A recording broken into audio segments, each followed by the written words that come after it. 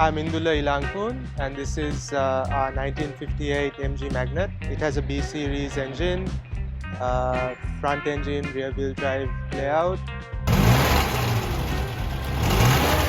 This car has been restored by my dad about 20 years ago. It has had a nut and bolt restoration.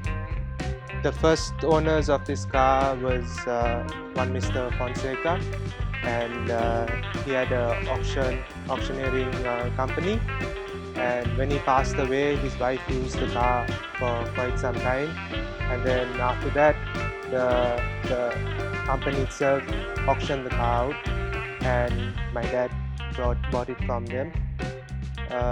Since then it's had the restoration, and we've been using it for a long time now, and it's been a really nice car to drive. We've taken it for many of our classic car club events, and it's performed very well. I think it was made to compete with the Jag back in the day, so it's called a Baby Jag. So right now my brother and I are the ones who look after it and take it out for drives, most of the time with my dad as well. It's been a really nice car.